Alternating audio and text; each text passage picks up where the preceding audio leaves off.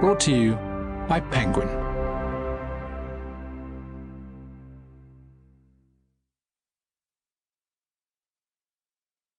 Pollen from a Future Harvest by Derek Kunsken. Read by Dami Olukoya. To Sheila Williams and Emily Hockaday, two wonderful and supportive editors. Major Okonkwo had never attended a meeting of the General Staff. The military police in the base headquarters checked her ID, scanned her retinue, and shut off her recording augments. She was still getting used to the planetoid's weak gravity and bounced a bit as she slowly paced the ice law reception room.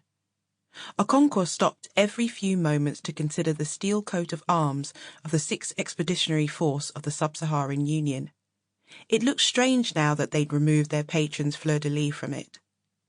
It was too early for the absence to feel natural, but the danger of their rebellion felt very close. She could guess what this was about. Her senior husband was dead.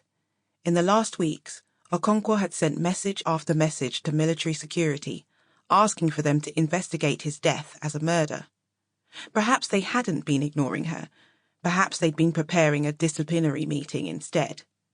She had little understanding of the politics of the General Staff, or how they would react to her requests. The ache of Garai's loss was like someone had ripped away a limb. The black inkiness of sadness mixed with a numbing of the world. She owed justice not only to him, but to the threat his murder represented to the mission. The wide doors opened, and Colonel Bantia signalled her in. Bantia was something of a familiar face, a woman she encountered in the officers' mess from time to time. Okonkwo's heart thumped. She stepped into a high chamber. At the seat at the foot of the long table, she saluted. Major General Nandoro, the commanding officer of the Sixth Expeditionary Force, sat across from her. He was in his mid-50s, tall, his black hair gone almost all prematurely white. The two lower-ranking brigadiers, Iyakanjika and Takatafare, were at his left and right, and a trio of colonels she vaguely recognized. Okonkwo sat stiffly. "This is Major Chenesai Okonkwo, acting head of auditing," Colonel Bantia said, emphasizing the acting in Okonkwo's title. Her French departed from the visceral Montreal dialect affected by the ambitious, leaning instead to the lilting French spoken by the Congolese. It was all artificial. Neither Bantia nor Okonkwo's ancestors had ever spoken French. They'd adopted the tongue from their patrons a century ago as a condition of clienthood. Colonel Bantia pulled up her chair to the table, in the middle of the colonels, and Nandoro gestured for her to continue. Bantia's dark brown eyes met Okonkwo's. "Major," the Chief of Staff said, "the General Staff requires you to audit the security and accountability protocols around the Expeditionary Force's research base." Okonkwo made no sound, and perhaps had no expression. The security and accountability protocols for the base? That was close to asking her to audit the entire base, and by extension, the entire Expeditionary Force. That didn't make a lot of sense.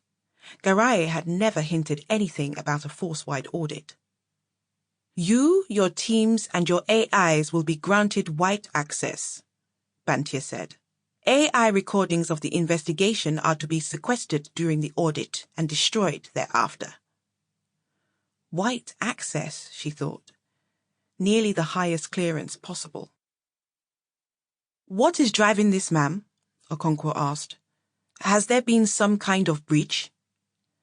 The two brigadiers appeared uncomfortable. Major General Nandoro spoke with a voice both raspy and wet. "The pollen streaming through the time gate has stopped." Okonkwo retreated to the suite she had shared with her two husbands. Its plastic walls were flat and undecorated, smelling vaguely of chlorine, but it was several steps better than the barracks. The suite had 3 workstations, a small shower and a toilet stall, and 3 tiny bedrooms. Tinashe Savai, her younger husband, waited for her. She closed the door and slumped at her desk. She wanted to reach for a cigarette, but held her beret tight to keep her hands from shaking in front of him. She told him everything of the meeting. Sample complete. Ready to continue?